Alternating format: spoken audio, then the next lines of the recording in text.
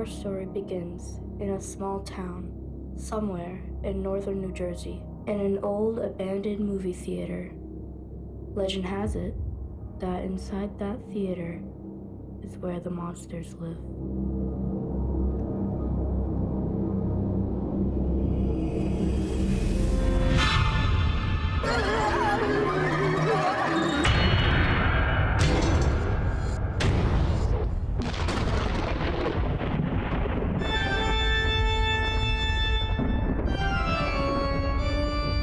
This looks so cool, especially with the title screen. This is awesome. Hey, should we try to go inside? Heck yeah.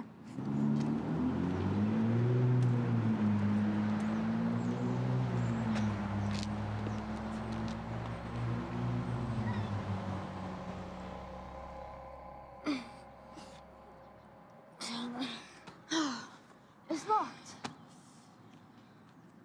Hey, let's try and run back.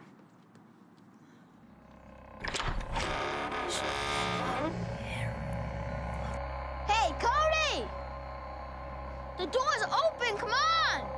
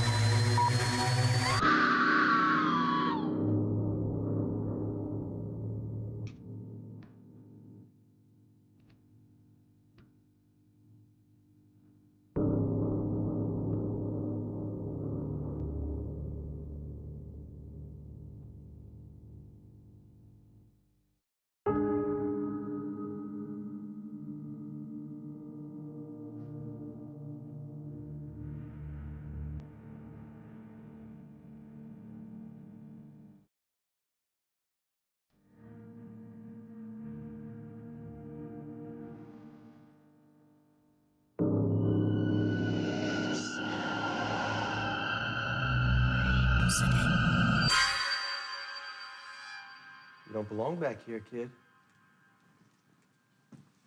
What's your name?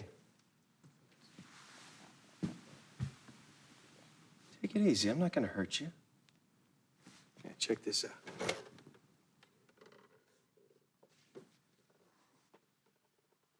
This is pretty cool. Yeah, it is. It's a collector's item, in fact. A relic from the days of those old black and white science fiction movies that kids used to love watching so much. Yeah? You keep it. Really? Yeah. It's better suited for someone with a young person's imagination, anyway. So what's your name? Jack. Jack, I'm Colin. I run the projector in this place. I thought this place was closed. Don't let the locked doors fool you. I admit it's been a little slow going lately. People thinking it's more of an inconvenience to go to the movies than the magical experience that it used to be. The smell of freshly popped popcorn. The hush that falls over the audience when the lights dim. I watch movies on my phone. How would you like a taste of the old days, Jack? What do you mean? I mean, I take you on a trip back in time. Back when movie theaters enjoyed huge crowds, packed houses, and the endless echoes of cheering and applause. A time when the silver screen was really made with silver. Cool.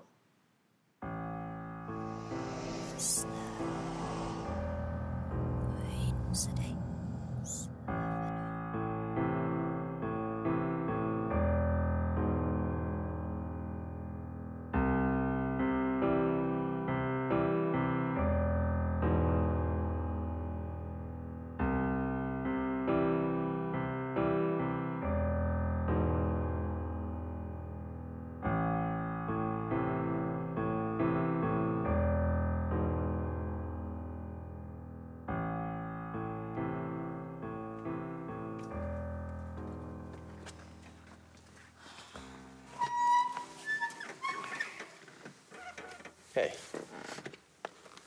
how about some popcorn? Wow. Thanks. Didn't see that coming.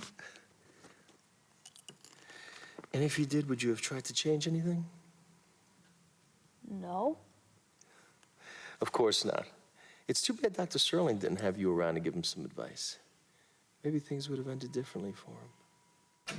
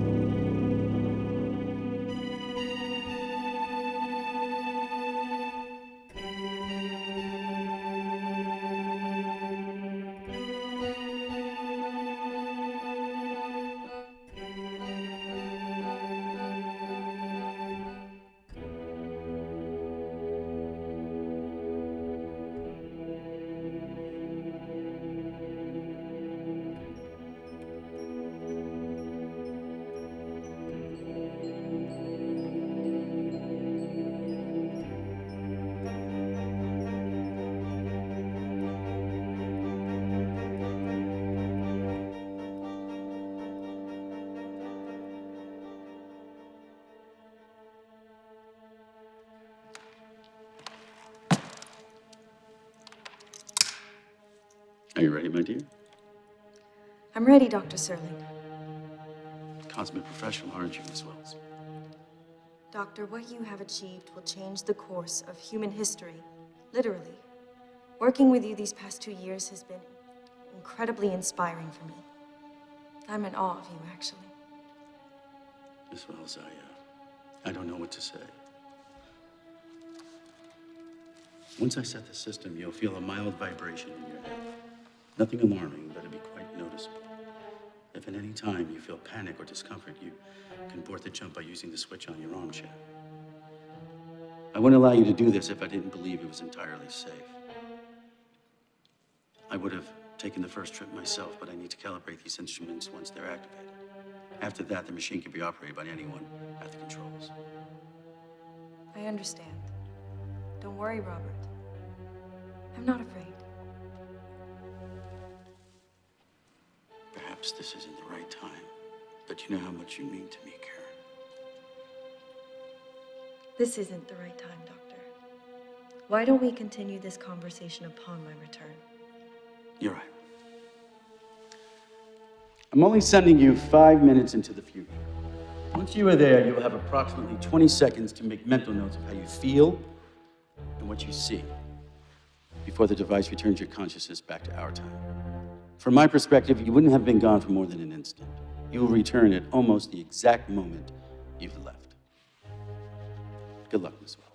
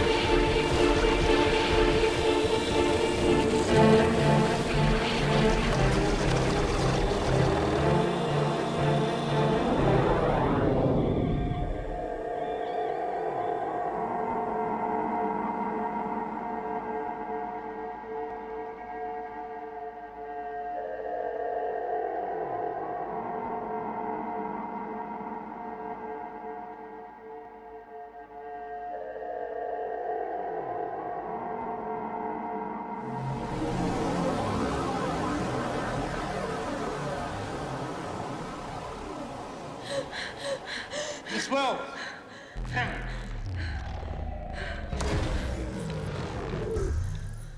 Are you all right? I'm all right, Robert. It worked. It worked?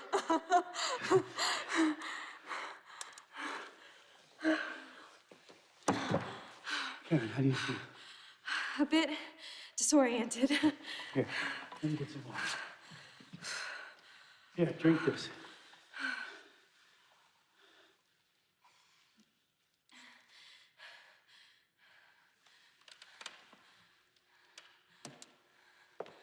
Robert, it was amazing. Like an amusement park ride. You're a genius. Karen, what did you see? What did you see, Karen? I saw us standing here. We were kissing. We were happy.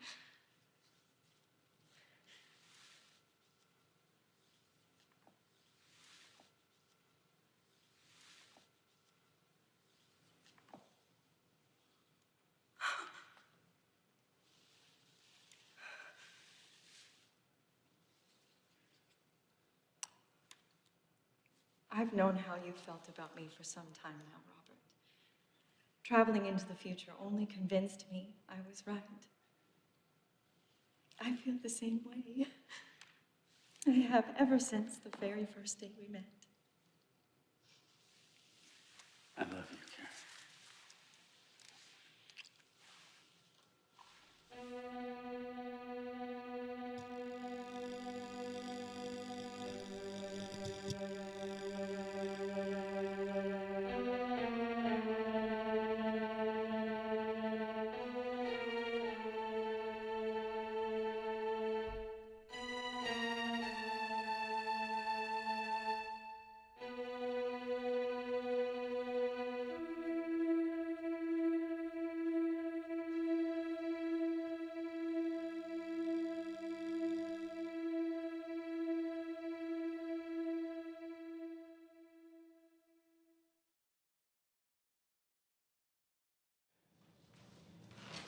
Karen?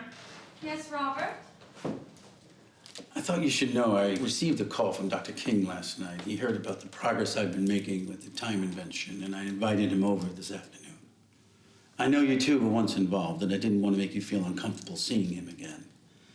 It's just that he's one of the brightest men I know, and I couldn't resist the opportunity to hear his analysis of my work. That's quite all right, Robert. I did love Stephen once, but that was long ago. We were both so young and I was quite impressionable. Besides, I can boast the most amazing scientist in the world as my future husband now, or is it future traveling husband? Let's get the equipment ready for demonstration. I think it's time I test out the machine myself.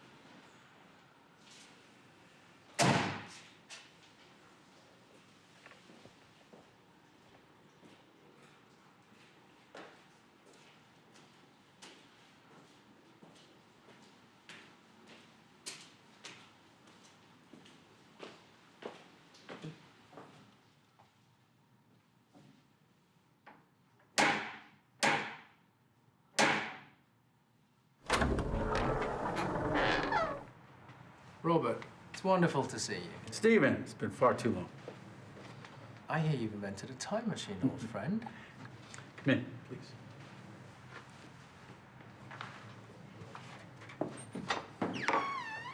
So, what is it you've got, Robert? Tell me everything. For years, my colleagues in the field have been experimenting in ways to bend time and space in a way that would allow the physical being to travel from one point to the next, pinching two ends of the fabric of reality together, creating a doorway. If successful, any man could step across the threshold and find himself in the future or in the past. However, I found this technique impossible to achieve. How can one simply defy all that is known and restructure the universe to our own design for our own purposes? No, I needed a new approach. Something science is more familiar with, the human brain. Instead of distorting the space around us, why not instead distort our perception of the space around us?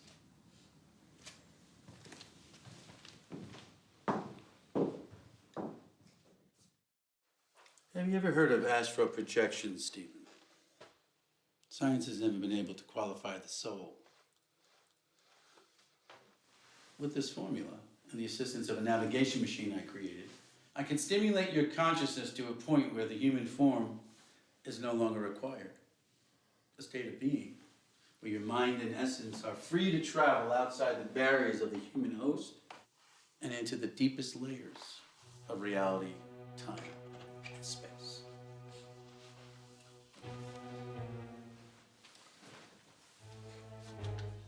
Fascinating. Gee, Robert, how did you discover this formula? Years of research and testing. It was no easy task, my friend. It has its limitations. Such as? One can only travel into the future. For some reason, the past is inaccessible. Even with the guidance of my instruments, I can't seem to navigate the mind into what has already happened, only what will happen. Honestly, I think it's a blessing. Knowing one can visit the past might tempt one to change the present by altering the past. That's a dangerous endeavor with unknown consequences. Now, affecting the future by altering the present, now that is something we do every day, with or without a time machine. But what we do every day isn't influenced by what we know to be the consequence of our actions. Now imagine if it was. What if I told you that cigarette you're smoking would kill you? What would you do? What if you could warn victims of a flood that's taken the lives of hundreds of women and children to flee before a single raindrop falls? Is that so terrible? Is that somehow dangerous? And when will you conduct your first test? It's already been successfully executed. What? How would you like to meet the world's first time traveler? Dr. King, you've met my assistant and recently announced fiancée, Ms. Karen Wells. Stephen, it's wonderful to see you again. So the rumors are true. The one who got away got engaged, and to this old stiff of all people, you look beautiful, Karen. You haven't changed a bit. Thank you, Stephen. That's kind of you to say. Congratulations. Ms. Wells here recently traversed into the great unknown between space and time. 5 minutes into the future and witnessed to events that had not yet occurred. Amazing. Simply amazing. And quite brave. I had to calibrate the machine during the first jump. Mrs. Wells here helped me develop the project and knows the process is perfectly safe. No side effects, Karen? None. Aside from elation, I foresaw our engagement, and upon my return, it unfolded to the detail. I see. You mean Robert proposed? I've never known him to be so bold. Stephen, let's not waste another minute. Soothsayer waits.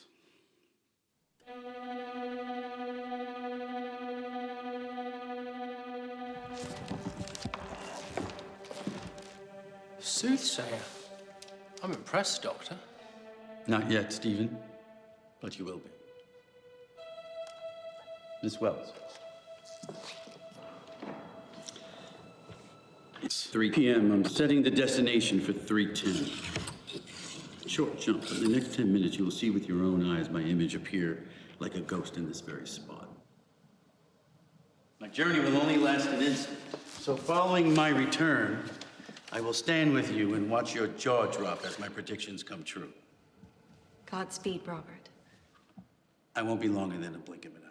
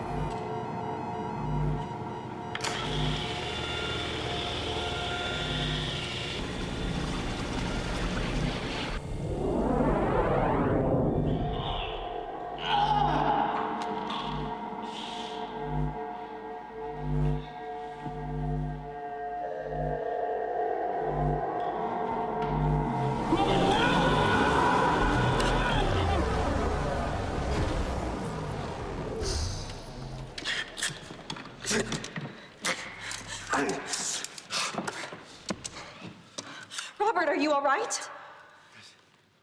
Yes. I'm fine, dear. God, Robert, you frightened us. Did it work? Yeah. Will you both excuse me for a moment? Of course. Are you sure you're...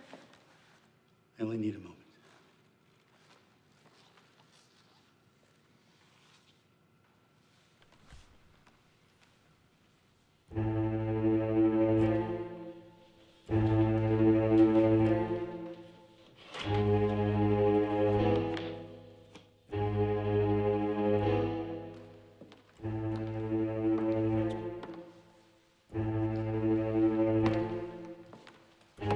Karen.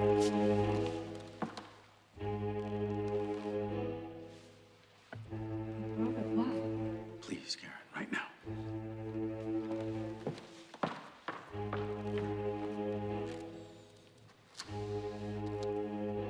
Robert, is everything okay?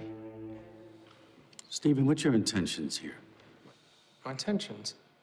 I'm here to see the result of your work. Is this about the jump? What did you see? What's your intentions with my fiancée? Rob, are you serious? Deathly serious. Rob? Karen, please tie Dr. King to the time chair. What's going on here, Robert? You're scaring me. For what I've seen, you should be scared. We should both be scared for our lives. Now, please, do as I ask. There's no time to waste.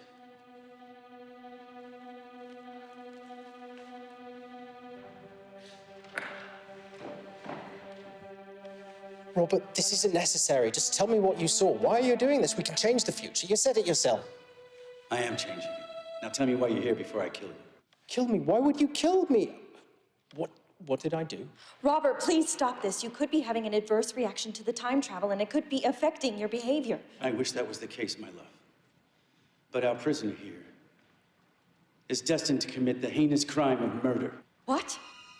That's right. I can't divulge any further what I witnessed. But I am firm and confident that he is the antagonist. Robert, this is pure madness. You must see that. We've been friends for over 20 years. And you've been envious of me for 15 of them. Did you truly come here to bear witness to my success? Or were there ulterior motives? I want the truth this time, Stephen.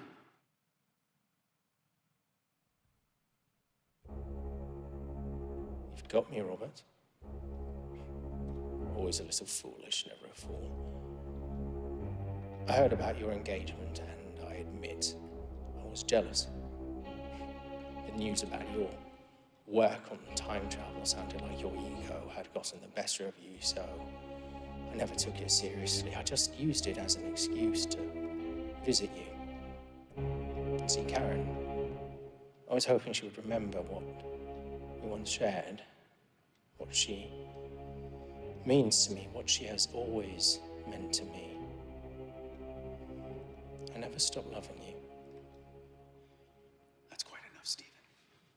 knew your felicitations were less than sincere. Darling, I need you to tell me what you saw. Please. I wanted to spare you the grim details, my love. But if you must know, I saw you lying dead on the floor no more than a few feet from where we now stand. Murdered by a love-scorned madman who couldn't accept the fact that he lost your heart long ago. Perhaps it was a realization that my discovery would propel us to fame and fortune that drove his murderous rage. Or perhaps it was sometimes during our demonstration that a sinister intention took root into his black heart, maybe taking my research for his own and leaving no witnesses behind. But Robert, Dr. King is not that kind of man. I'm not, Robert. Damn it, man, I'm not! No man is a murderer until the day he commits murder. Can't you understand, Karen? I've seen it with my own eyes. The soothsayer showed me. It was all validated when I saw Dr. King here strangling me to death with his bare hands. A look of pure insanity painted across his face. My God, Stephen, why? Robert, this is insanity. I will not be subject to these accusations any longer. Please allow me to leave. I'm afraid not, Stephen. I have you right where I want you to be to ensure our safety. But are you really safe? If, in fact, you did see me murder you, then I am destined to do exactly just that. And despite your greatest efforts to prevent it, it will happen. You might be right, old friend. Perhaps it's best not to leave anything to chance.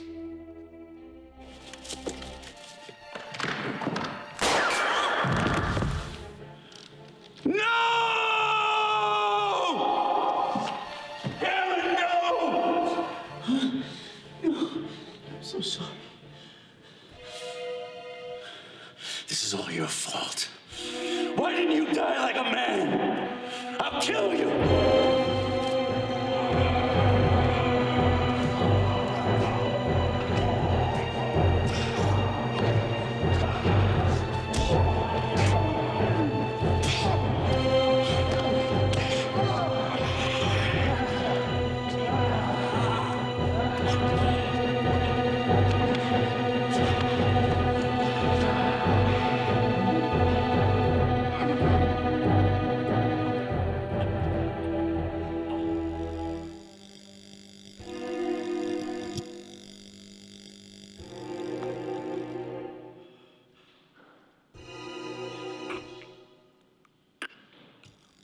Robert, no!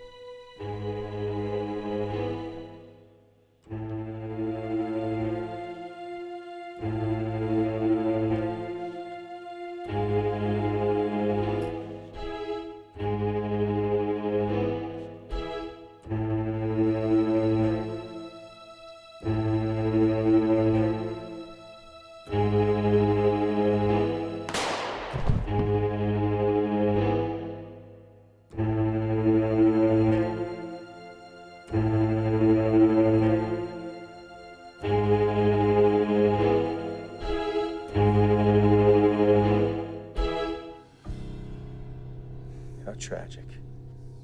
Why would he do that? Dr. Serling couldn't live with the consequences of his actions. When he tried to change the future that he saw, he unwittingly caused it to unfold. at least that's what I think happened. Time travel stories always kind of confuse me. Now, in the case of one Scott Wills, he suffered the consequences of someone else's actions. Someone from his past. Now, does that sound fair to you, Jack? No. Yeah, me neither. But it makes for a damn good story.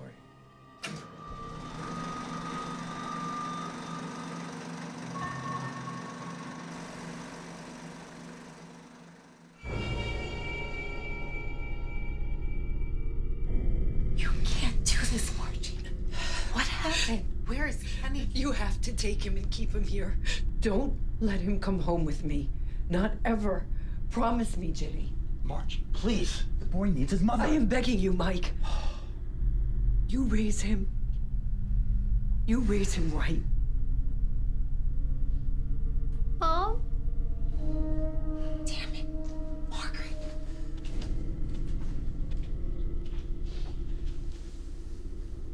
Scotty, I have to go now. You're gonna stay with your aunt and uncle for a while, okay? Why, Mom? Where's Dad?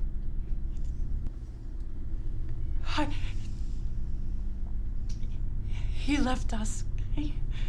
He's gone, baby. I can't explain it, but I love you, Scotty. I want to go home. I love you so much.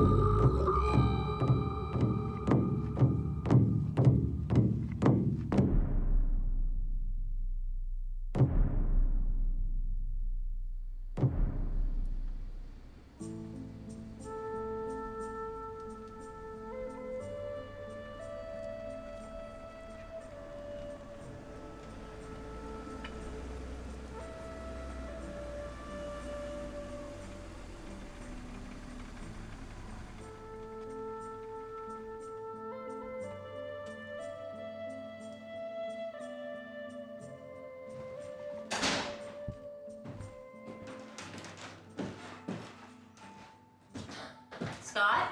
Jay? What are you doing? I'm taking a 10-minute break. I just finished tearing up the last of the carpet in Olivia's room. Check this out. Brought it down from the attic. A ton of old photos of my parents. There's even a few of me in here. Yeah, that's great. But we need to get the bedrooms done by Monday. Olivia starts school next week, and I cannot stay at my mother's place any longer. I am done with Baltimore. This place was covered in carpet. Tearing it up's no easy job. Let me finish sanding upstairs, paint her room. You girls can move right in. Now, follow me, young lady. I got something to show you.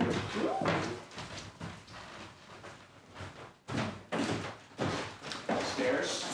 Upstairs? Upstairs. Come on. Come on.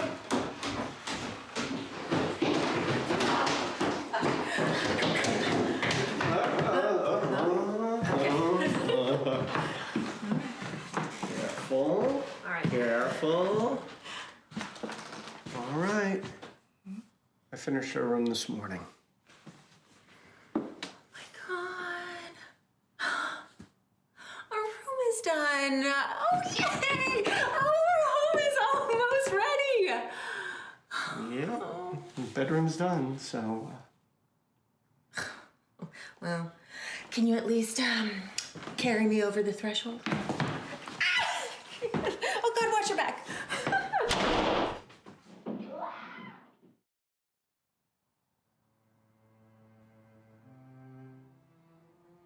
You need to talk to Olivia.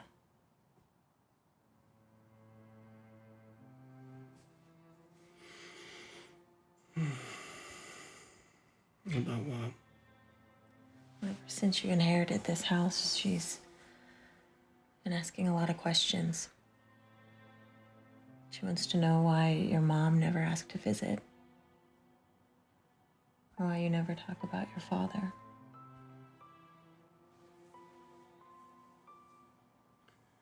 Because I barely know the truth of it myself. I mean, what am I supposed to tell her?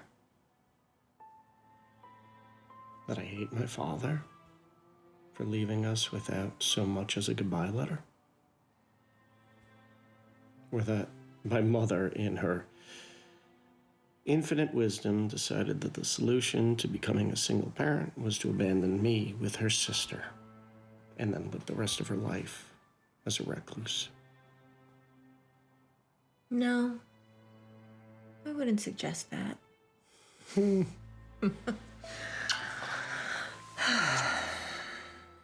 Look, your mom had pictures of your dad all over this house when we first got here.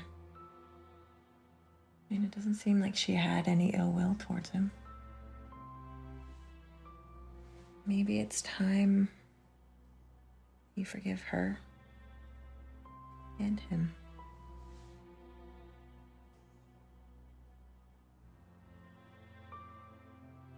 I forgave her a long time ago. I did. But him, leaving without an explanation, whatever his reason, it was wrong. It was just plain wrong. And the last thing I want is Olivia thinking something like that will happen to us. It won't.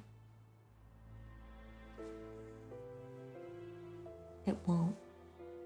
Promise? Promise. Okay.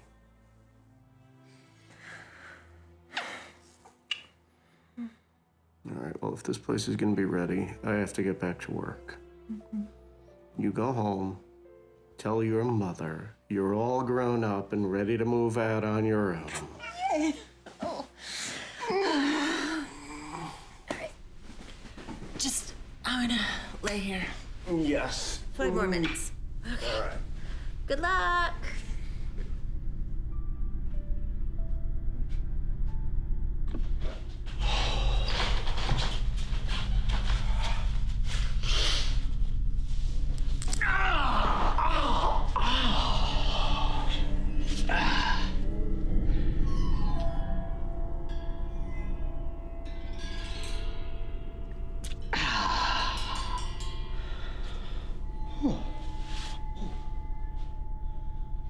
You okay out there?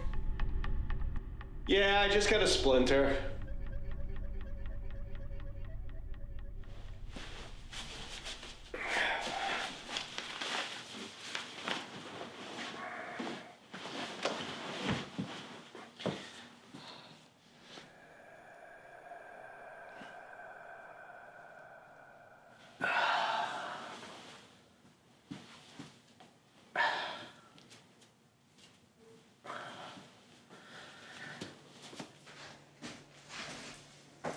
Good morning, good morning. I smell burnt toast. The burnt omelet is almost ready too. Wonderful. Hey, Liv. Hey. So how was the first night in our new house? Oh, amazing. Really? Come on, kid, I put a lot of work into that room. Olivia, your father suffered a devastating injury getting that room ready for you. This is hilarious. I can't believe it. You, school, now. Wow, Dad just kicked me out. Okay, fine. Bye. Bye. Have a lovely day. Mwah.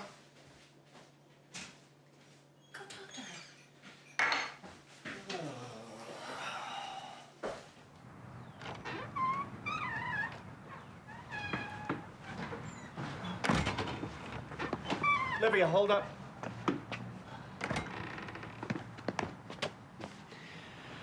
Your mom says you've got some questions about this place, about my parents. Something bothering you? No. I don't know.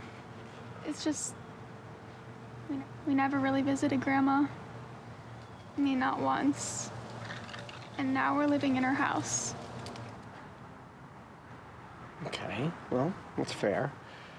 But Aunt Ginny is your grandma. And she loves you very much. And as far as this place goes, well, Baltimore just wasn't right for us anymore.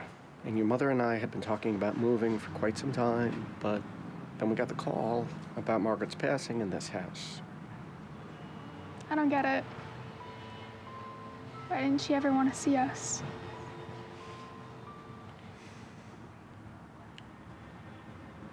My mother wasn't well. Okay? She barely left the house. She kept to herself mostly. I remember once when I was a little boy, I was much, much younger than you. And I asked Aunt Ginny and Uncle Mike, why doesn't Mom raise me herself? Why doesn't she love me enough to raise me herself? And they said, no, your mother loves you very much, but sometimes when you lose someone, the child that you share can be a painful reminder of that heartache.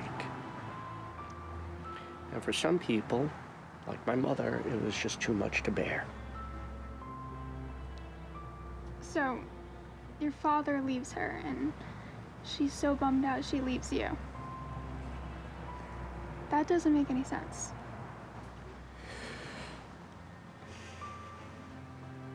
You're right. It doesn't make sense. It didn't make sense back then. It doesn't make sense to me now. I don't think it was an easy choice for her to make. I think it broke her. I think it broke her heart, her mind, her spirit, and she just didn't recover. But the thing is, kiddo, that's all in the past. And we're here now to start a new life for ourselves. For you, for me, Mom. And some questions just don't get answered in this lifetime. I'm okay with it. Are you? Yeah, but you would never leave us like that, right? Hell no.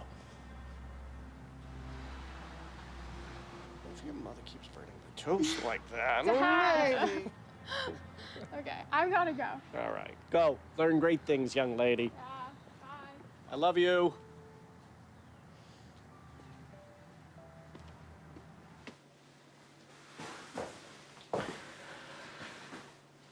Livia's good.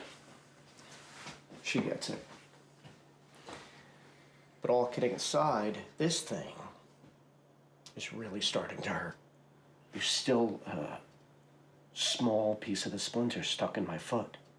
I tried to get out this morning with a sewing needle, and it's just in too deep. And now everything's starting to swell and get stiff.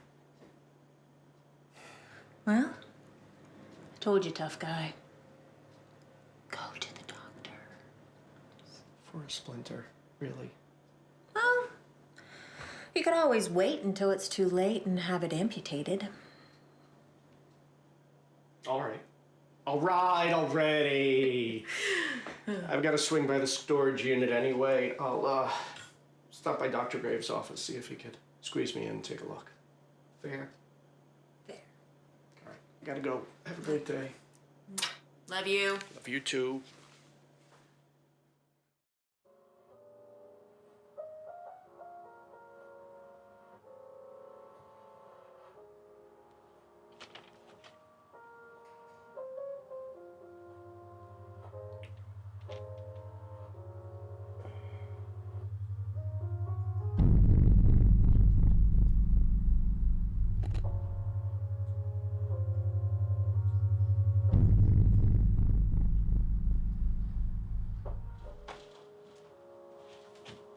Mr. Wills? Dr. Grease is ready to see you. Mr. Wills.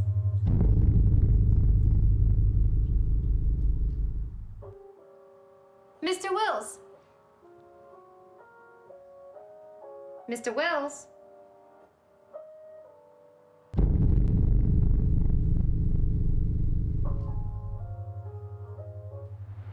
Mr. Wills. Dr. Grease is ready to see you. Okay. Thank you.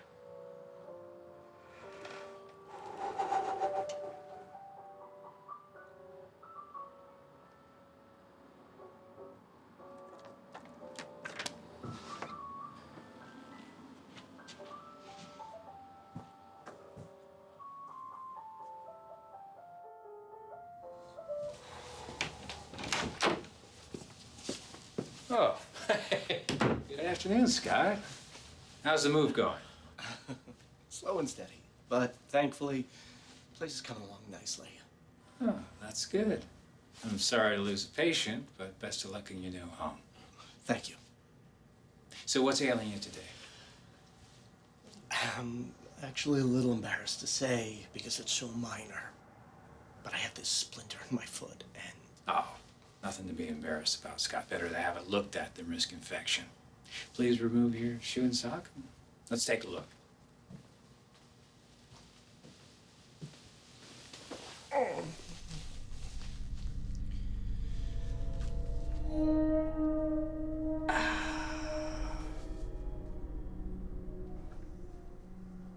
Well, that's in there deep. And based on the look of this foot, it's already infected. How long has it been in there? Only a few days. Can you get it out? I think so, but it's not going to be pleasant. I'll numb the area first, and we'll get right to it. Shouldn't take too long. Okay, great. Thanks.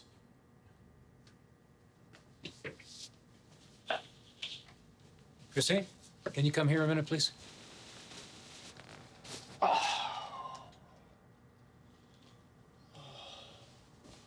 Yes, doctor. We're removing a splinter from Mr. Will's foot. I'll need you to hold the leg still for me. Now, relax, Scott. It'll only hurt just a little bit. I don't want you kicking me in the head out of reflex. I can handle it, Doc. I'm a big boy.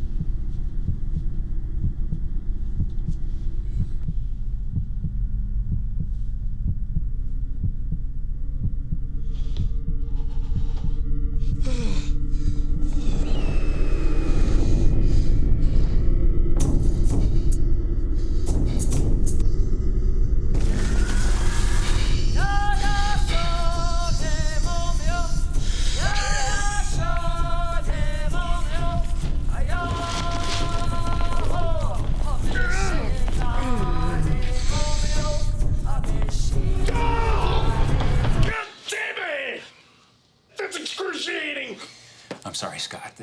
This splinter's in deeper than I thought. It feels like you hit the bone.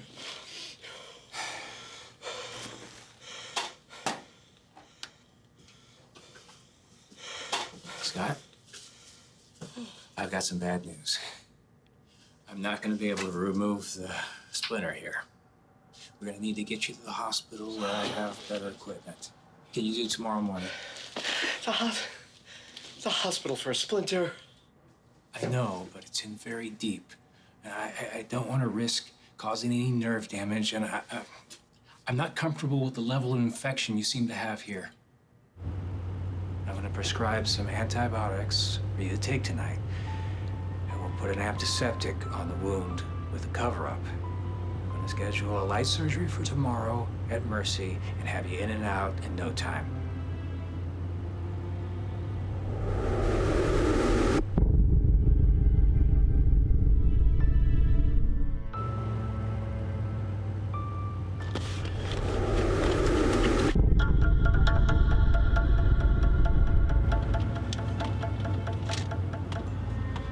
Oh, what is going on with me? Just breathe.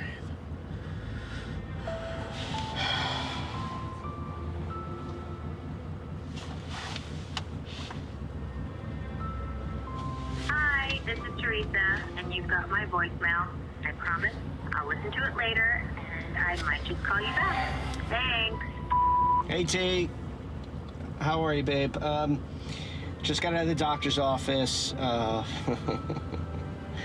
tell you about it when I get home. I could use a drink. I'm gonna stop by a local watering hole, check it out. Who knows, maybe it becomes our new dive bar. Shouldn't be more than a few hours. I love you. Tell you about everything when I get home. Oh my God, I could use more than one drink.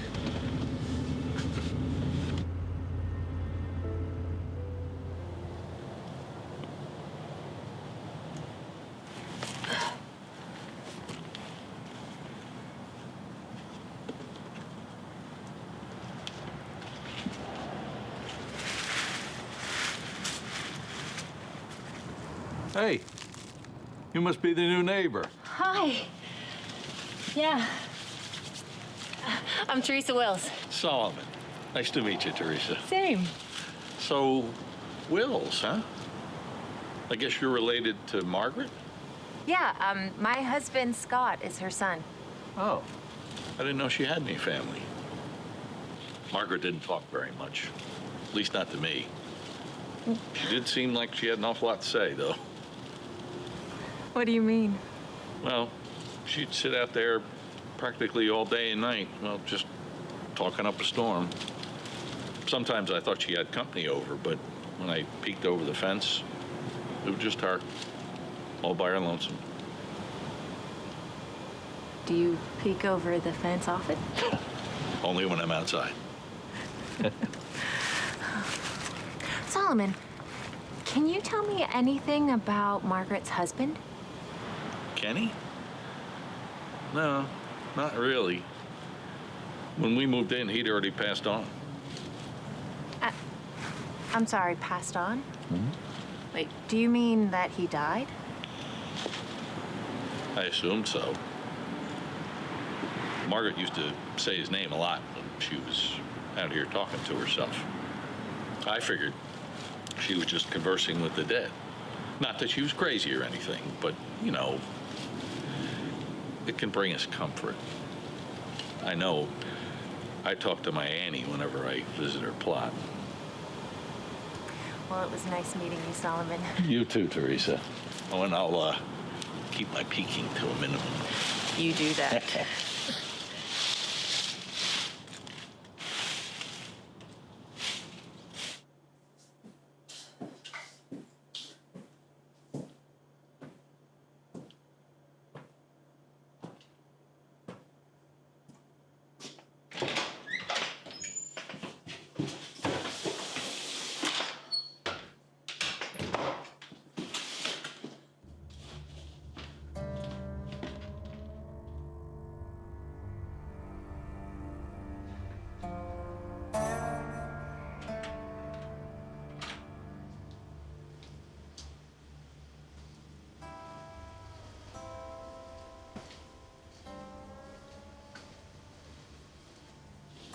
Howdy. How are you? You got something to make the pain go away? Oh, that's all we serve here, son. You got a name? Scott. Scott Wills. Wills? You wouldn't happen to be related to Margaret Wills, would you? I'm her only son. So sorry to hear of her passing. She was quite well known in this town.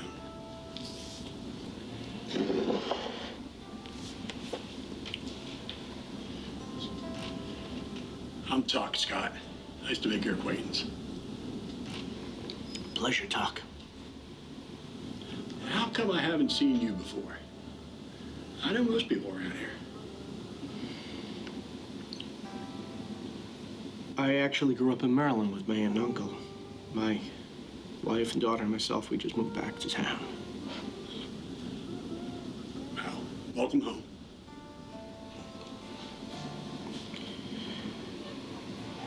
You live in this town your whole life, Tuck? Yes, sir. You didn't happen to know my father, did you? Ken Wills?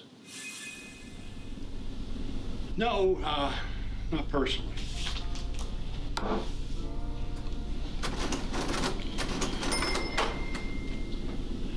There was a time, though, that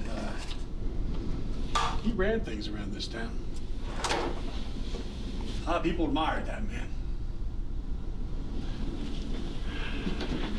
Made his fair share of enemies, too. Really?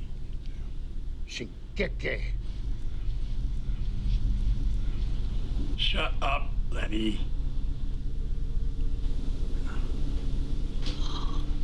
Nelache. Nelache neontang.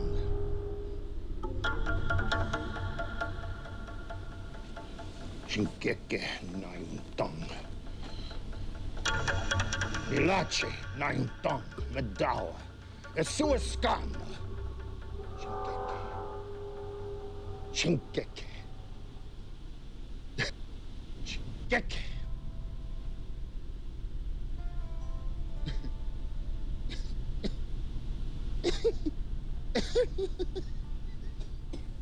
What did he just say? No one knows what that old man's talking about. He's a kook.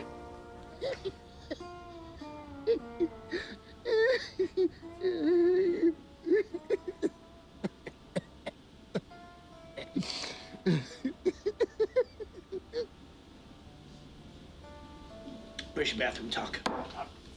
Down there on the end.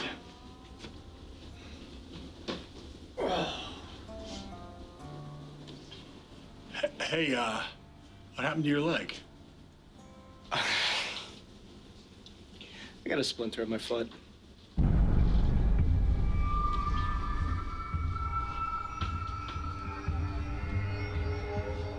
You know, you should just cut it right off. My foot. Christ, Tuck, you're starting to sound like my wife. That's a good one.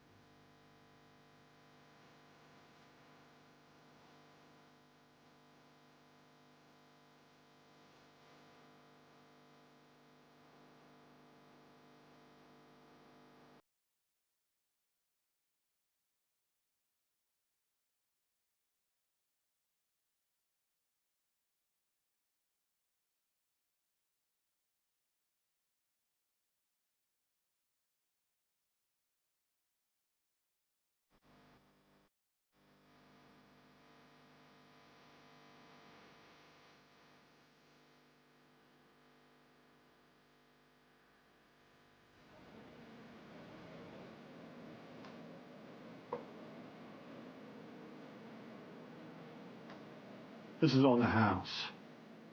And like I said, you should just cut it right off.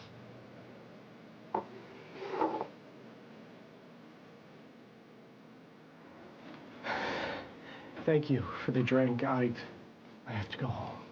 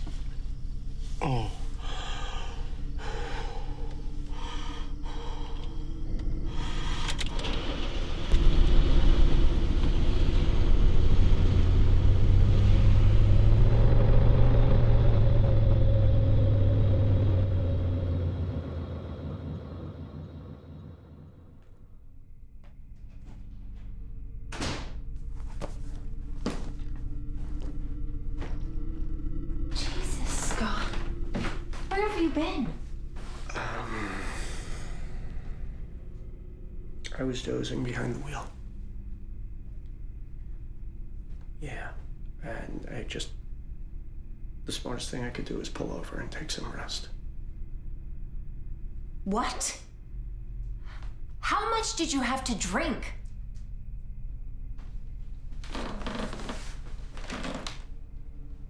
Where's Livia? Well, she's in her room, on her phone, of course.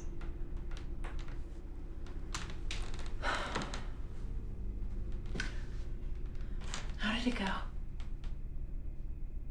Not good.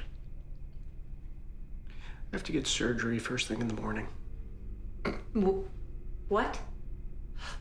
For a splinter? Mm-hmm. Apparently, it is severely infected. Yeah. And Dr. Graves, he damn near killed me trying to remove it. Oh my God. Death by splinter. Oh God. Oh, that'll be a first. Oh, that's hilarious. Oh, this thing is really killing me. Oh. I'm sorry, babe. Yeah. Oh. What are you looking at here anyway? Oh, I'm just shuffling through all of these old boxes you brought down from the attic. Your mom had quite the collection of old newspapers. Really? Anything interesting? Well, I did find something, but I hesitate to show you. Why?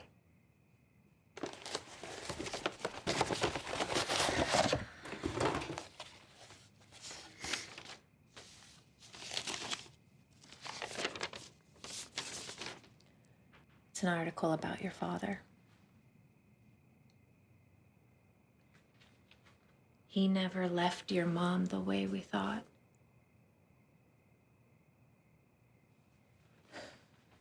He went missing.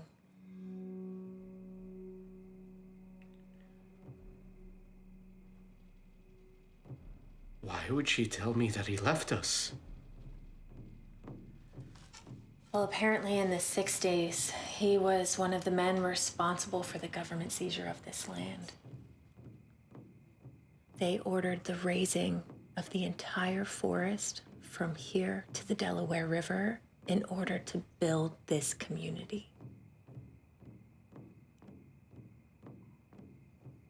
You know, Aunt Ginny always told me that he worked in construction. But I had no idea it was for Hackett Works. They're one of the largest developers in the world. Not only that, the Lenape, they staged a huge protest because the forest was on sacred land. They believed the souls of their ancestors resided in the woods. The project was an affront to the people, and things got ugly really fast. The police tried to disperse the crowds rather violently because they tried to block the bulldozers and the tree cutters from coming in.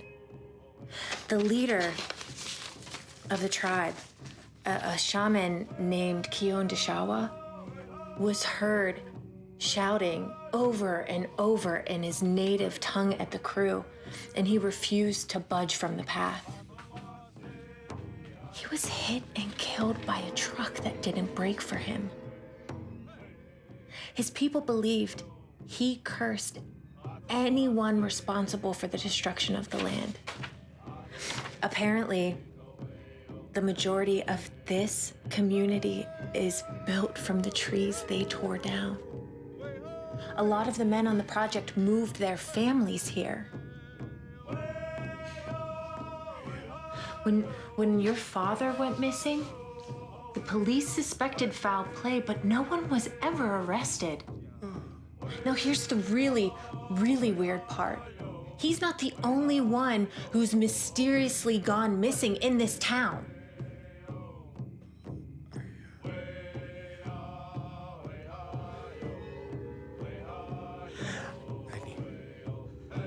I need to get some rest.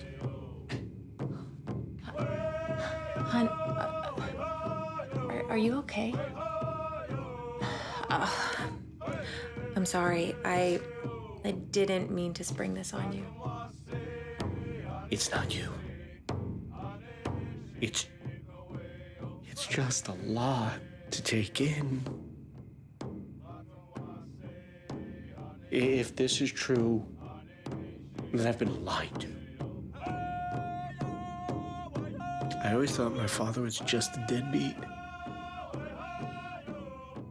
And now I come to learn that he was either partially or fully responsible for an atrocity in this town's history.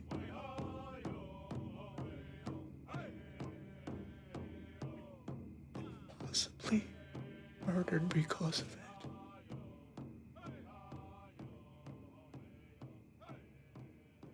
It is just a lot to take in.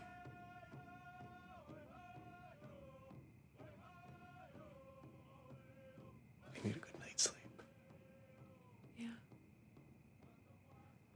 Yeah, you look, really worn out.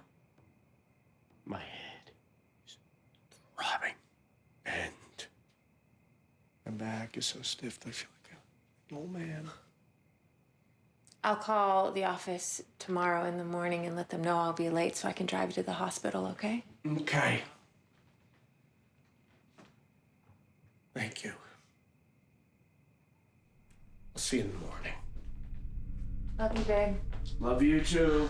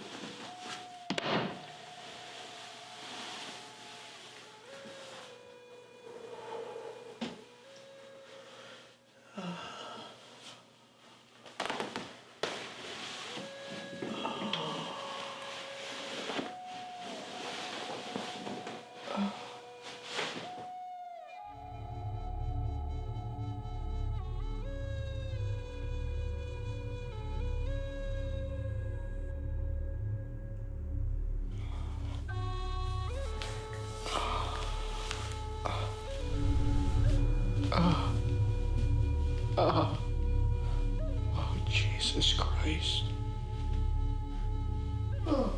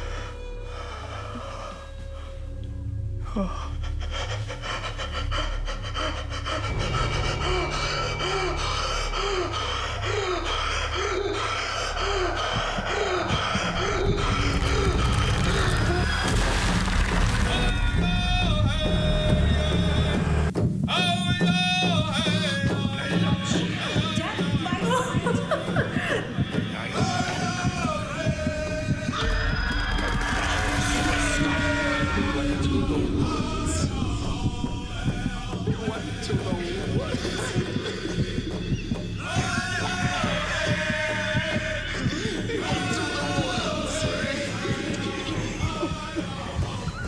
Don't let him come home with me. Not ever. Promise me, Jim. I can't explain it. I can't explain it.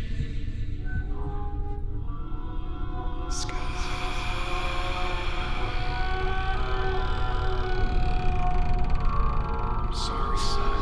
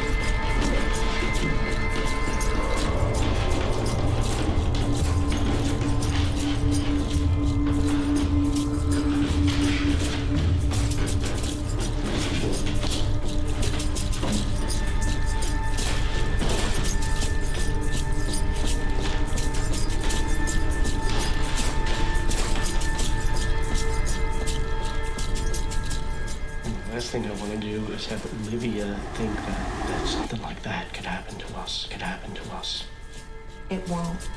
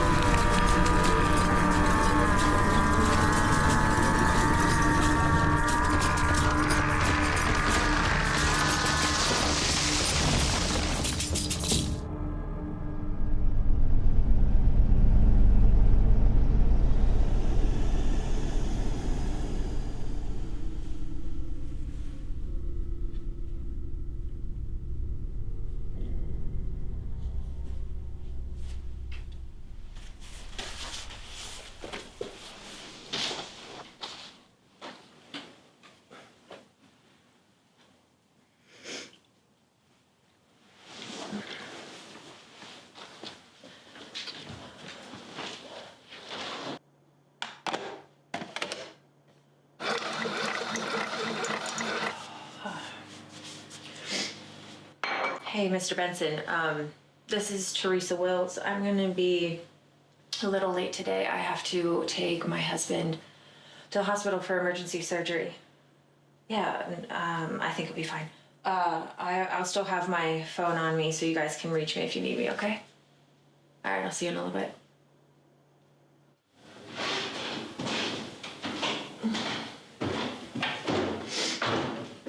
Scott?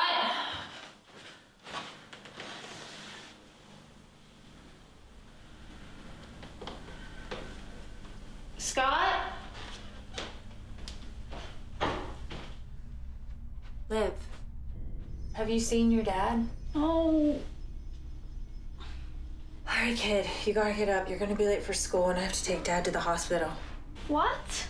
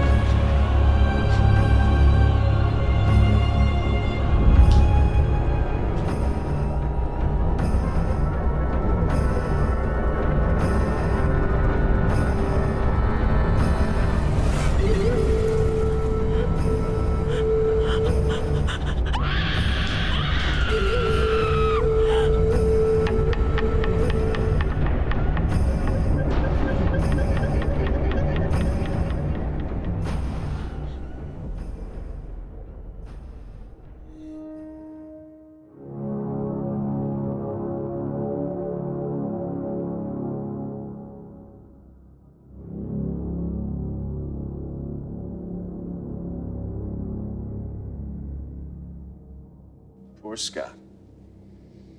If only his mother hadn't lied to him.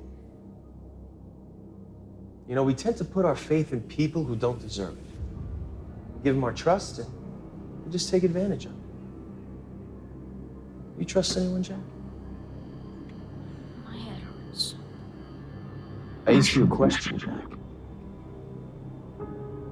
Do you trust anyone? I trust my friend Cody. But you shouldn't. Trust is what creates the con men of the world. Men like Carl McGavin.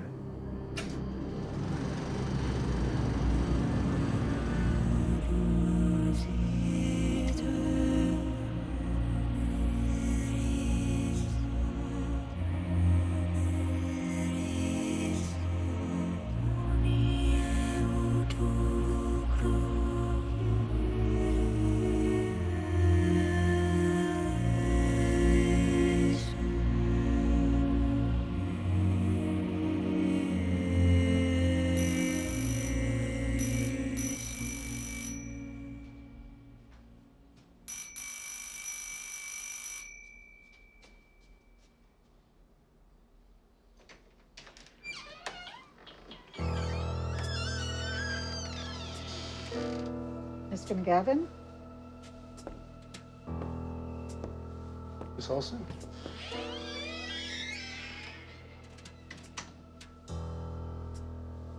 Please, come inside.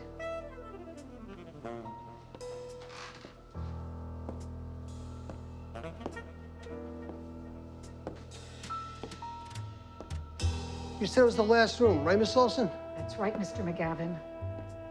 Okay, I'm going in. So, please wait inside. Please be careful.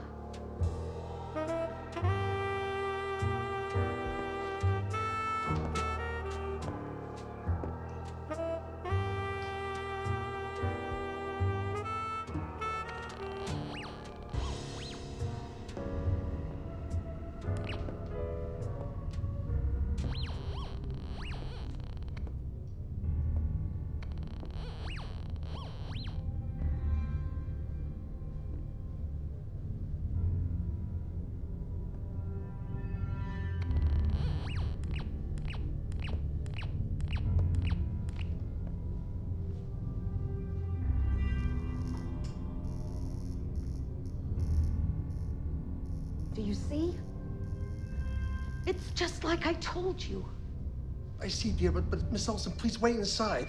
Sometimes these entities demonstrate a particular aggressiveness towards the owner of the home. I need to handle this alone. But what could I have done to make it angry? I don't know, dear, but please wait inside.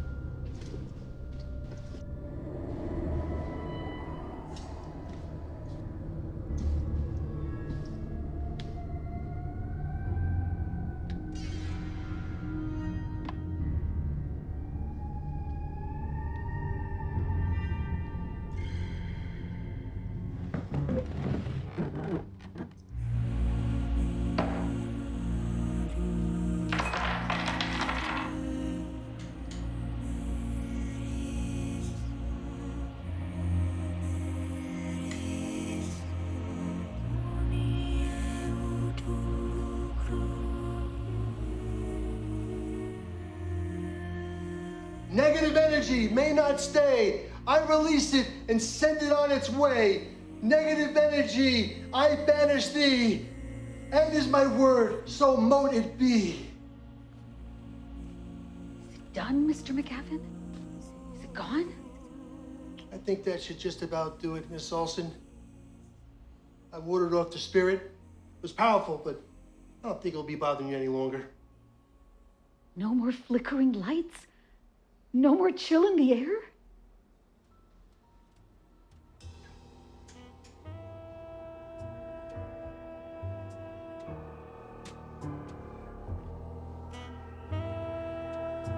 Any chill in the air, young lady?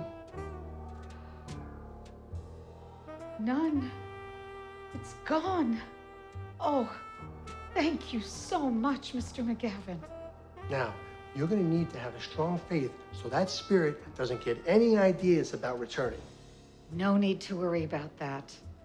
I'm a lifelong Christian. God bless you, Miss Olson. Now, if I could just collect my fee, there's some other houses that need cleansing and protection from some dark forces. Of course. You are a brave man, Mr. McGavin. Doing the Lord's work is something you should be very proud of. It was $800, you say? Yes, ma'am.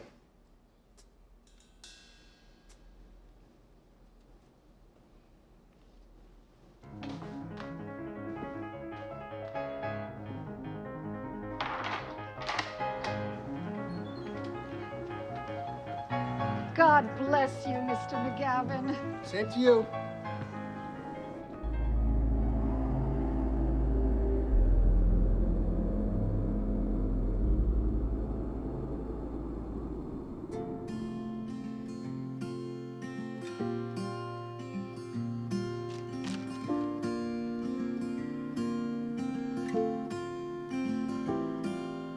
Darling, I know it's you I'll follow.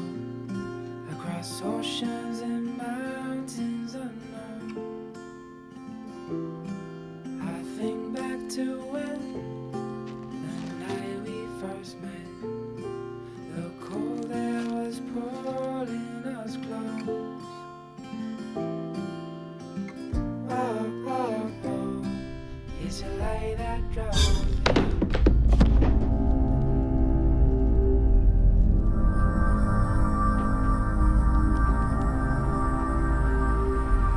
Mom, it's happening again. Carolyn? Come here. Are you okay?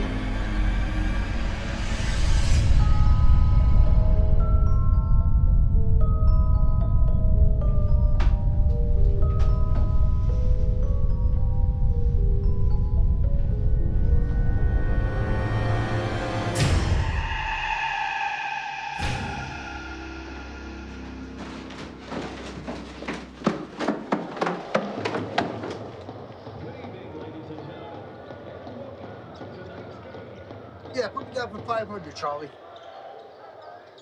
Yeah, I got the money. I just got done cleansing another house.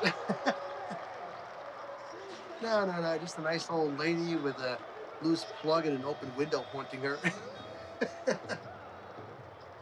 All right, then. See you Friday.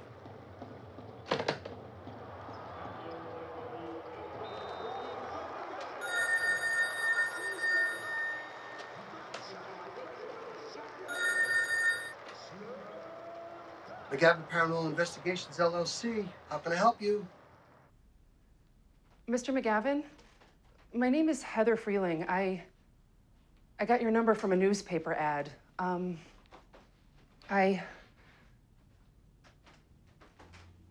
think there's a ghost in my house. Well, Miss Freeling? Mrs. Well, Mrs. Freeling, you called the right investigator. Now, what makes you think you have a ghost in the house? My daughter and I have both experienced some very unusual things. Books flying off shelves, doors slamming, strange noises. It sounds like you got a poltergeist, Mrs. Freeling. How soon can I come by and do a walkthrough and an assessment? As soon as you can, Mr. McGavin, please. We're terrified. Well, I should mention that I utilize some very specialized equipment. The work that's required to do a thorough investigation is quite involved. I might need to... How much will it be, Mr. McGavin? $1,000, ma'am. $1,000? Yes, but that covers a full investigation of the property, a detection of her presence, a classification of the entity, removal and/or dispersal, and finally a protection spell. A spell? Mr. McGavin, can you really help us? Mrs. Freeling, if anyone can help you, it's Carl McGavin.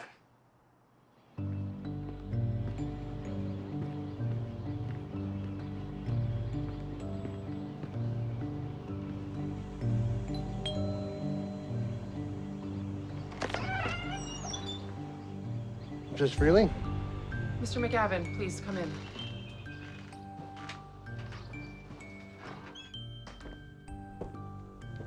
Oh, hello. I'm Colin McGavin. Hi, I'm Carolyn.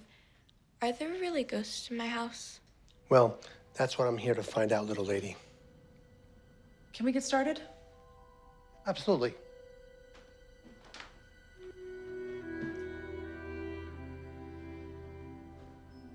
How long have you been experiencing these strange types of occurrences, Mrs. Freeling? It's been about 3 months now. It started a few weeks after we buried my husband. Oh, my sincere condolences. Thank you. Harry's death was a shock, and it's been especially hard on Carolyn losing her father. She was in the car with him during the crash. They were very close.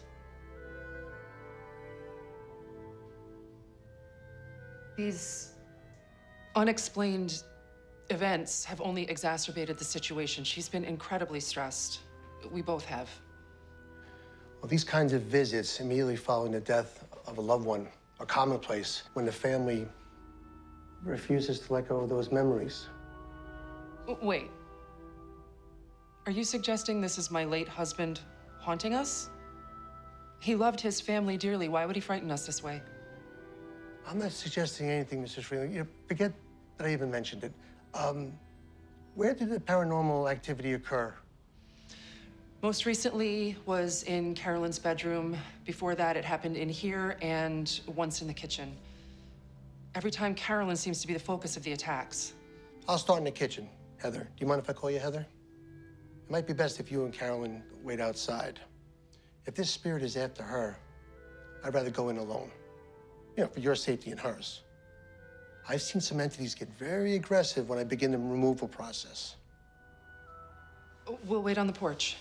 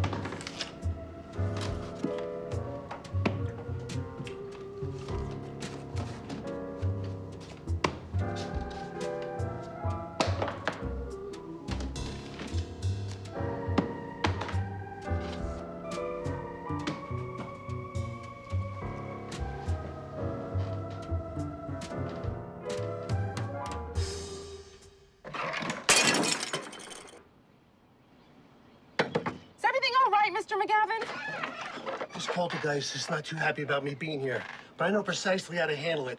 So you two, please, remain outside until I'm done.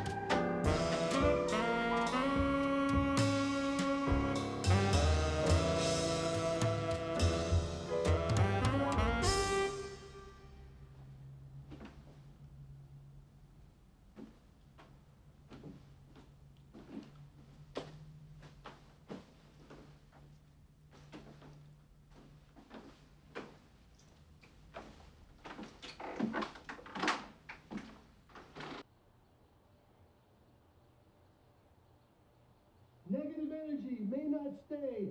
I release it and send it on its way. Negative energy, I banish thee. And is my word, so mote it be.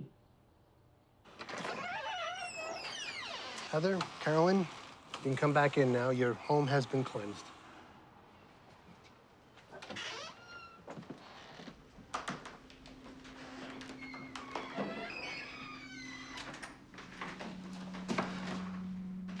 My mother's lamp. I'm sorry, ma'am. Your unwanted guest tried desperately to frighten me off and hold on to your home. But what it didn't anticipate was someone who knows how to handle these particular types of home invasions. How can you be sure it's gone for good? Well, ma'am, I utilize the full force of the Holy Spirit, along with these protective crystals, a smug stick or two, some hoodoo candles. The final protection spell helps to close the door on any possible return. But here's the most important part. You need to let go of the grief of your husband's passing. What? But it's only been a few months. I understand, ma'am, but sometimes holding on to those painful memories manifests visitation from the recently deceased. I'm not saying it's him, but what I'm saying is maybe it's time that you move on. Mr. McGavin, whatever you think this is, I thank you. But I will not be forgetting my husband so soon, and neither will Carolyn. Here's your check.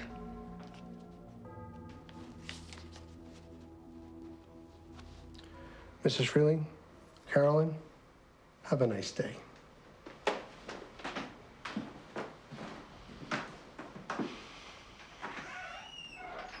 Everything's gonna be all right now, honey. Mr. McGavin said the spirit is gone. Can you help me get things cleaned up? Sure.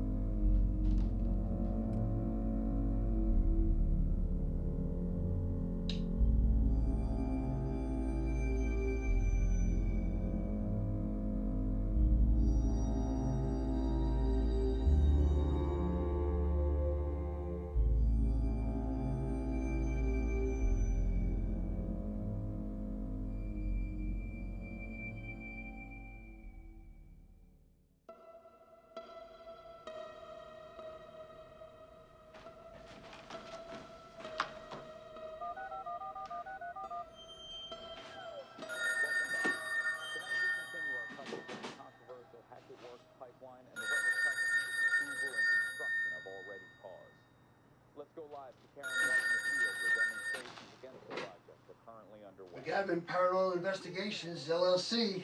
Mr. McGavin, it's Heather Freeling. It's happening again, worse than before. I thought you said it was gone. Now, Mrs. Freeling, I told you what might happen if you refuse to let go of your grief. Your husband is tormenting you because you will not move on. That's just it. I did what you suggested. For the first time since he passed, I started packing away his things. That's when it returned with a fury. Well, I'm sorry, Mrs. Freeling. There are no refunds. But if you'd like to schedule another appointment, I can do a more intensive examination of the premises for an additional $1,200. We can't afford another dime, Mr. McGavin. We asked for your help, and now we're scared for our lives. Mrs. Freeling, I did what I could do for you. Now you're gonna have to come to the realization that there are no such things as ghosts.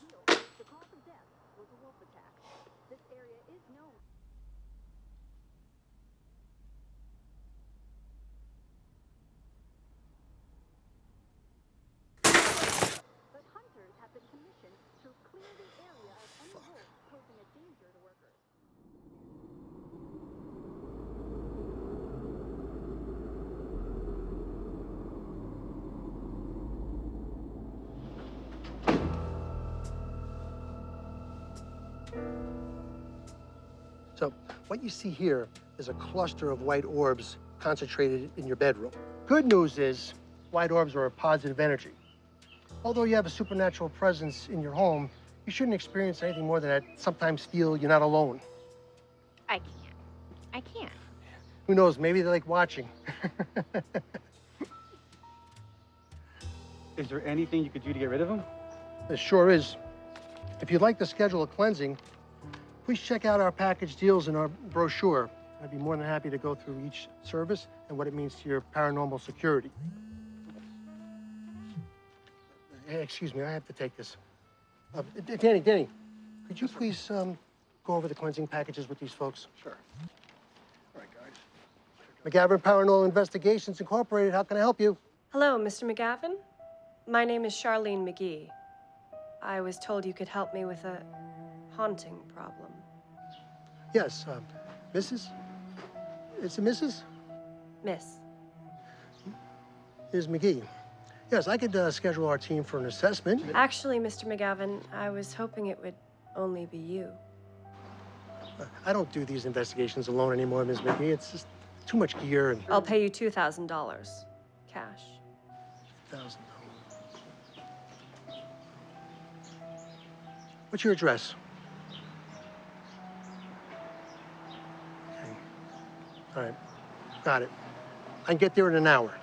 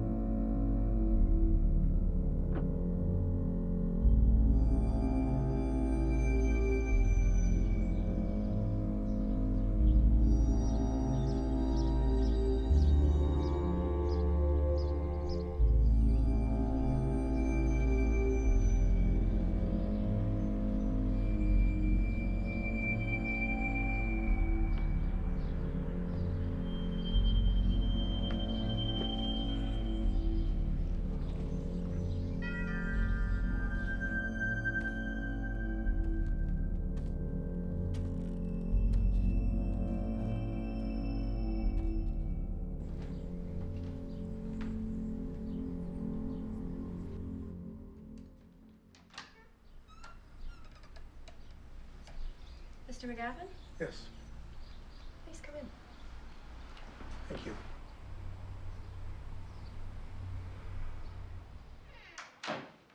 You wouldn't happen to have any coffee brewing, would you, Miss McGee?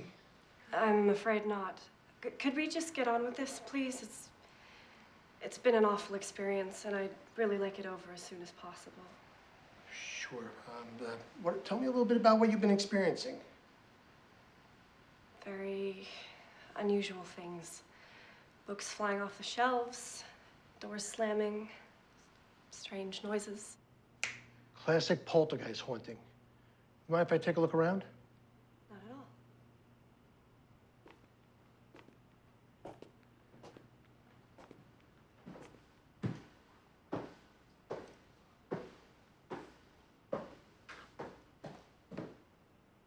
Please, wait down there.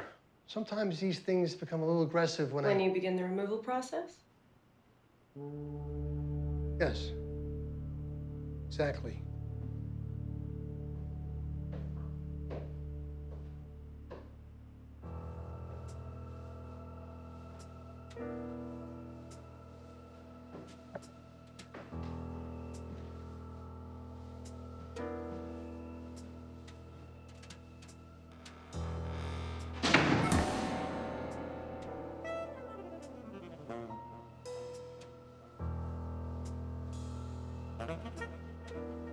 Where did the last incident occur? Just down the hall.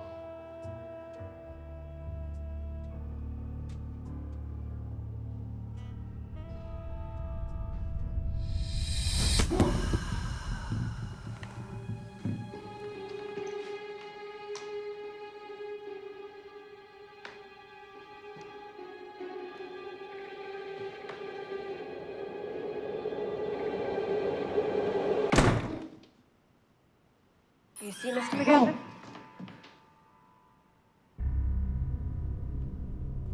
I see.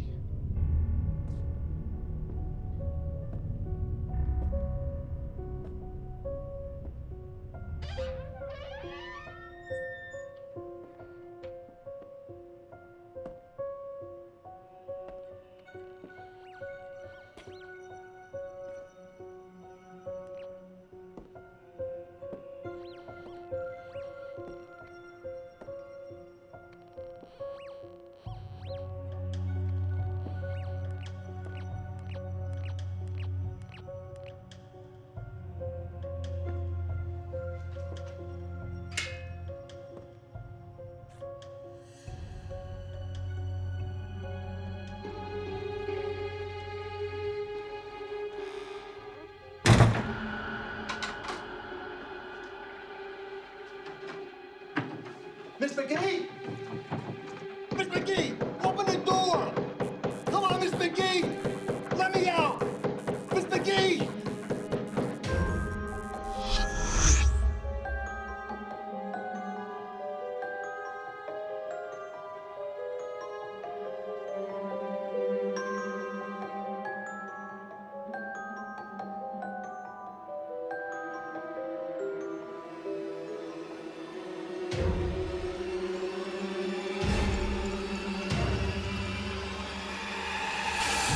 Mr. McGavin, are you all right?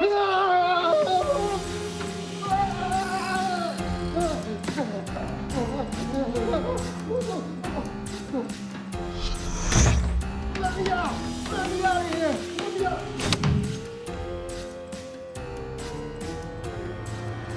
Mr. McGavin, do something! I don't know what to do! What do you mean you don't know what to do? I never know. I've never seen anything like this. I don't know. Do you mean there are no such things as ghosts?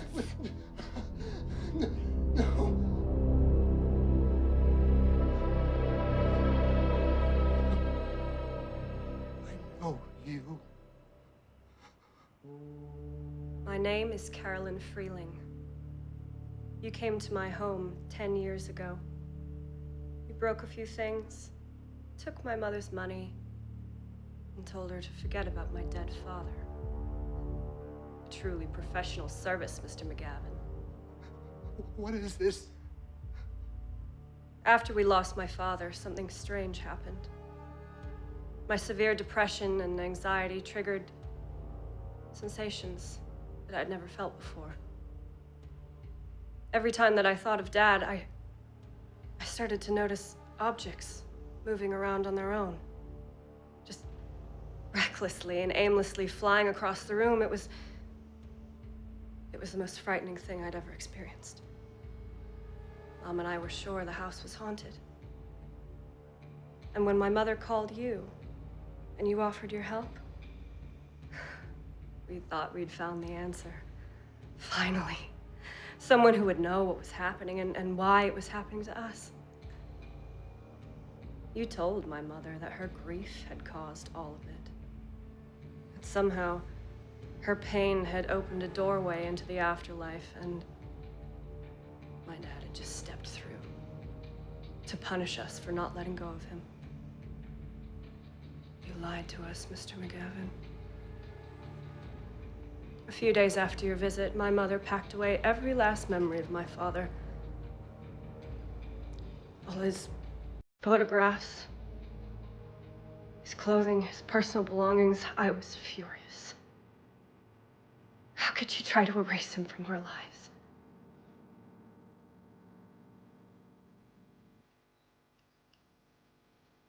Carolyn, I'm sorry.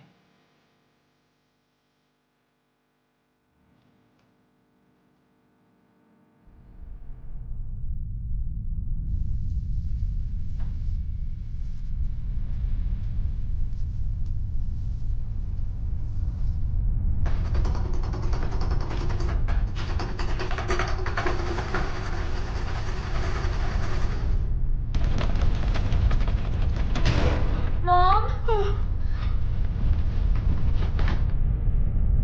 Just then, the haunting started again.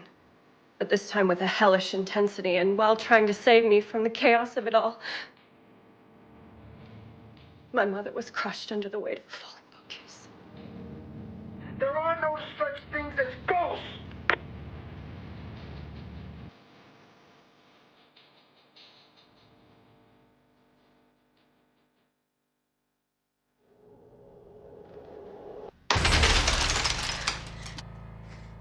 Daddy, why are you doing this to us? This is not your father, baby. Mom, is Mr. McGavin coming? What did he say? He said there's no such thing as ghosts, okay? Come on!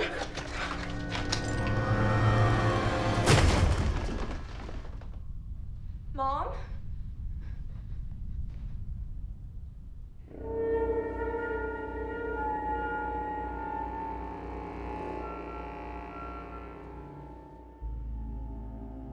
When I saw her lying there, lifeless.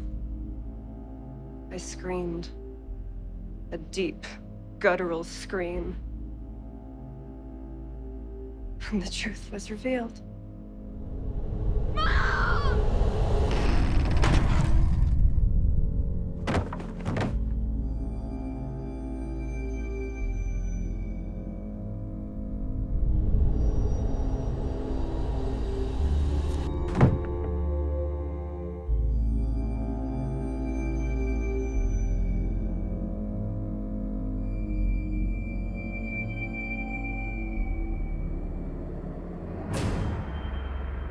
I'm a telekinetic, Mr. McGavin.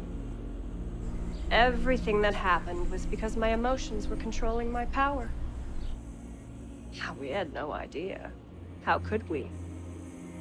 My mother trusted you. She believed in you. But you treated us like just another con job. And my mother died because of it.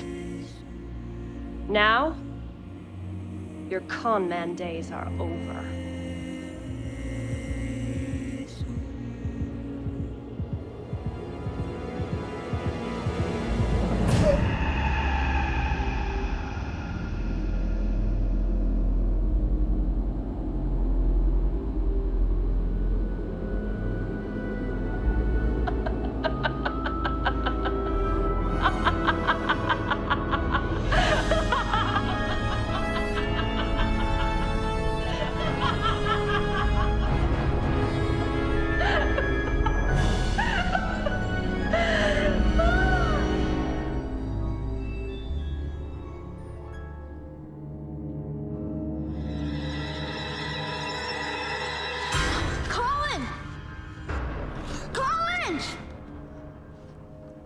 What is it, Jack?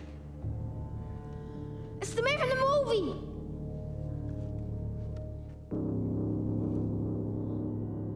I need to go home. Now, Jack. There's still one more short story to watch. And this theater is so close to feeling like its old self again. Besides, this next short is all about your little friend right there. And you just might recognize the star of the film.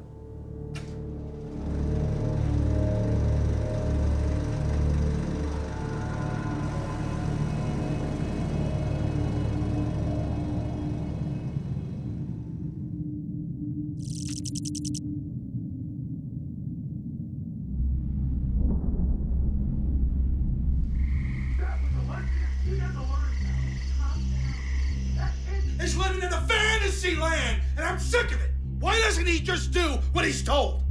Let me talk to him. Talk all you want. I don't want to see his face for the rest of the night. You understand me? Jack, you need to listen to Joseph. There are rules in this house. You know that. Let me see your eye.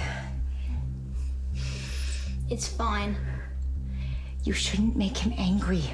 You know how he gets. I know. Go to bed. Don't come out until breakfast. Just let your father cool down.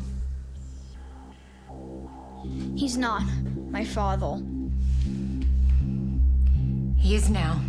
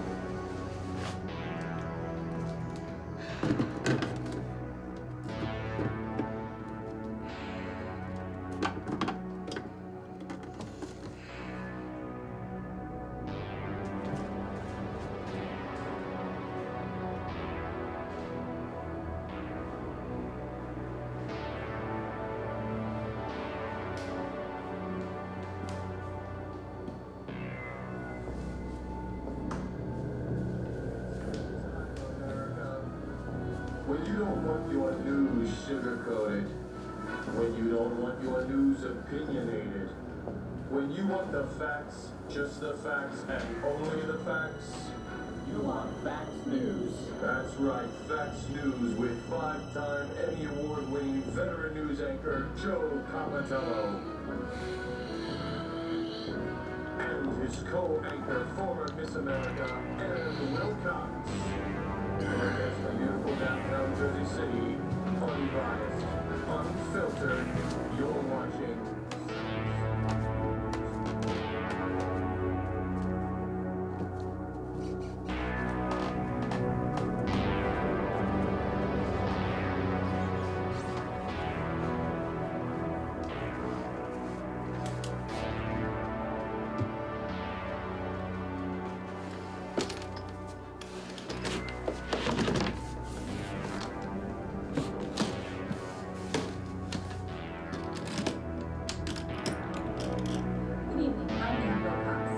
Top story tonight is the grisly discovery of yet another victim of foul play in Jersey City.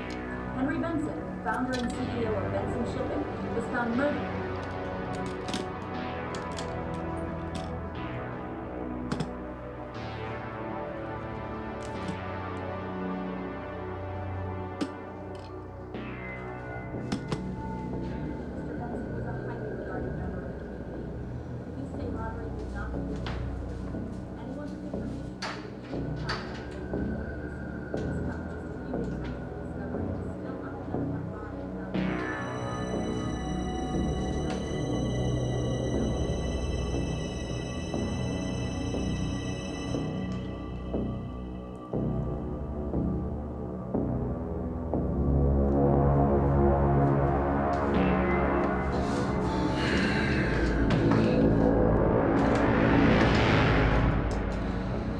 Didn't your mother tell you to stay out of my sight until tomorrow? Yes. Yeah, here you stand. Troublemaker. Just looking for trouble. Come here!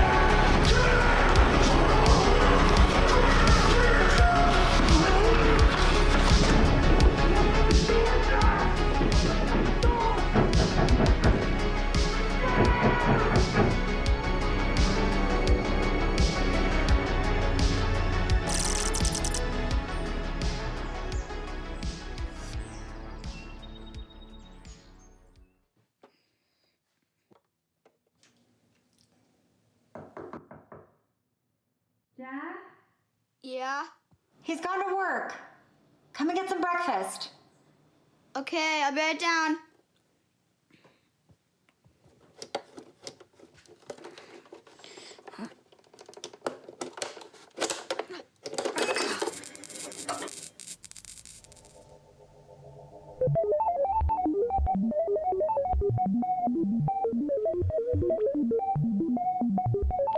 You'll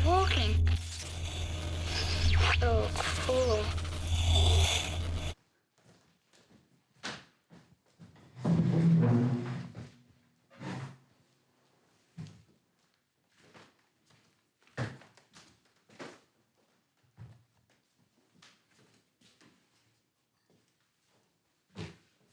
You know, Jack, when your father died, I was in shock. I thought we were gonna grow old together. And then he was gone. And suddenly, I was left with all these problems. We were already behind in the mortgage. There were car payments, property taxes. There was you. Me? You think I'm a problem? No. I couldn't do it alone. I just couldn't. Joseph is taking care of us now. Why do you let him hit me? Clean up and get ready for school. We're gonna be late.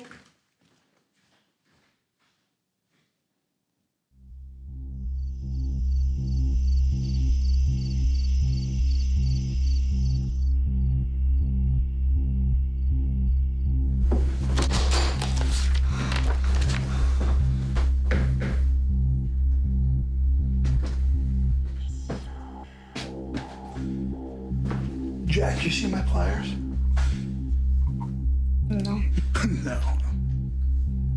Because if I found out you went in my toolbox and took them without asking me... Leave them be, Joe. Excuse me? Excuse me! Heel.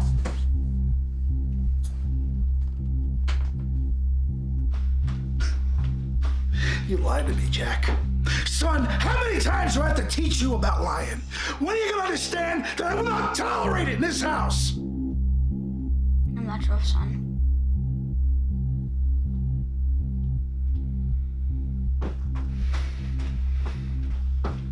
Is dinner ready yet, Carol?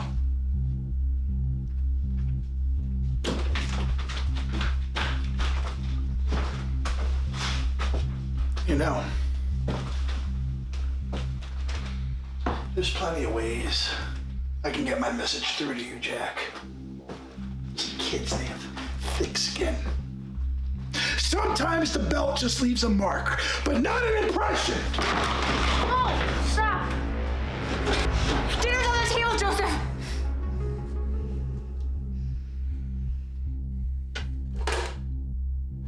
No dinner for you tonight, kid.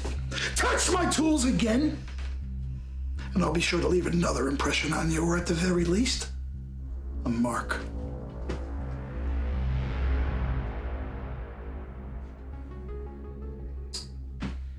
Move.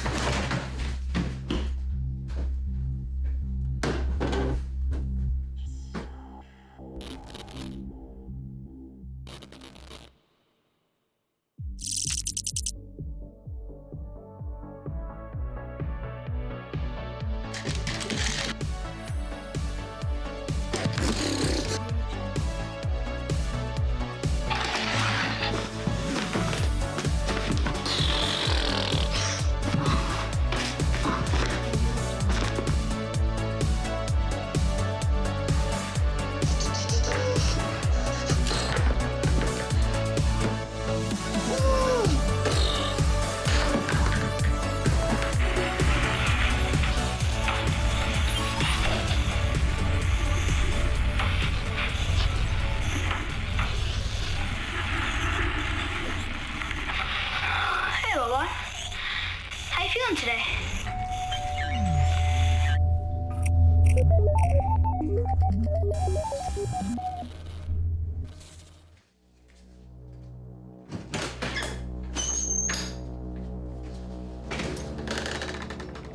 Yes? Can I help you? Good morning, ma'am. My name is Agent Smith, and this is Agent Jones. Is your son Jack at home? Jack. How do you know my son? Well, we found this in the woods near the crater of that meteorite crash that happened a couple days ago. And you're the closest house to the site. Did you see anything? No, I didn't. I heard it come down. Call the police. We'd like to speak to your son, Mrs. Capek. You know my name? Look, there's no need to be startled, ma'am. We just need to know if Jack was up at the site after the crash. Meteorites can be highly radioactive. Meteorites aren't radioactive. It's a myth. Oh, hello, Jack. You're a smart boy, aren't you? He reads a lot. Jack, were you at the crash site? Did you see something in the woods up there? Nope. Found your hat up there, champ. We thought you might have been exposed to some dangerous materials or gases. And I'll bet you were scared. I wasn't up there that night. I lost that hat a long time ago. Really?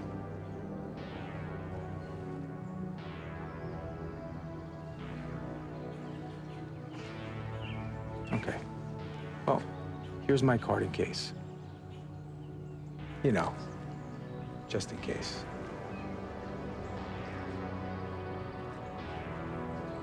Check contact. Thank you for cooperating.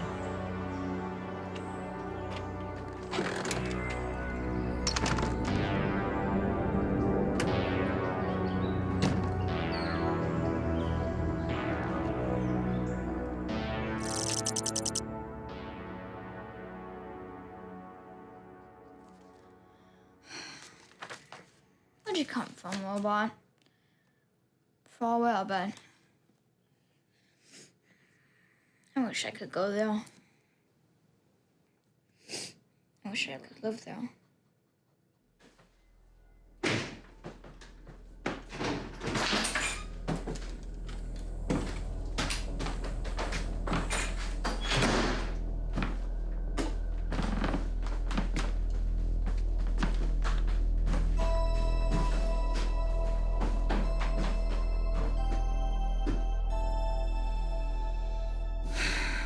I got a visit at work today from an Agent Smith and an Agent Jones.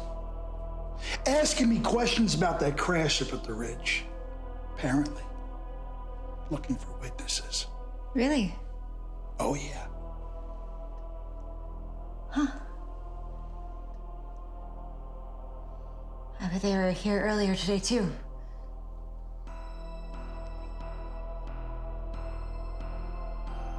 Yeah, they mentioned that, yeah. They mentioned they met Jack, too. They found his hat. His hat? Found it where, Carol? On the ridge.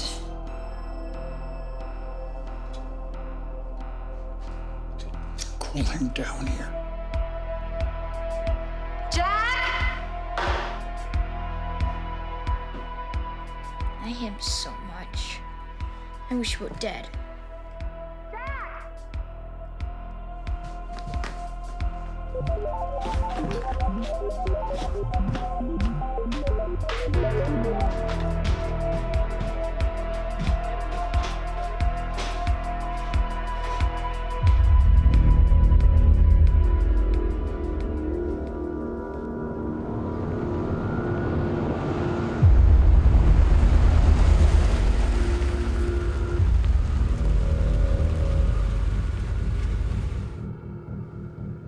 You know, that boy knows something that he's not telling us.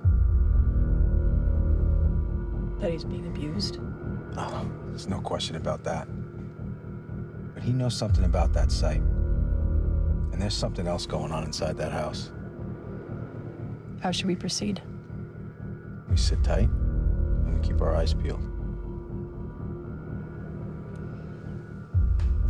They asked me about the bruises on his arms, Carol. What the hell did you tell them? I didn't tell them anything. They just wanted to know if he'd been in the woods, if he'd seen anything. Yeah, Mom? You little shit! What were you doing over that crash site? What the hell did you tell those vets? Nothing! Nothing? I will whip your little ass, Jack! I'm not lying!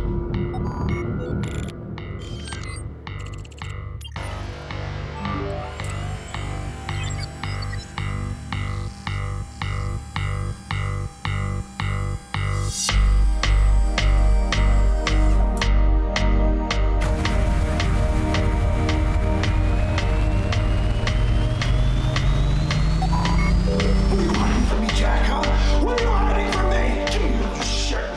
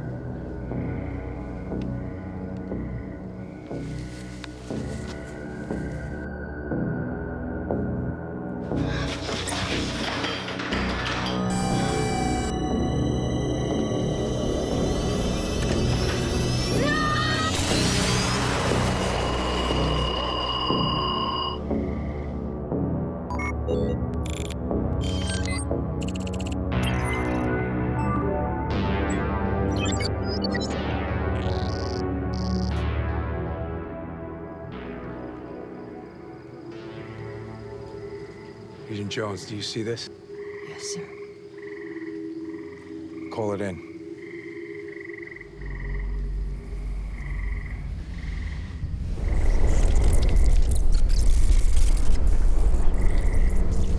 Dear God, help us.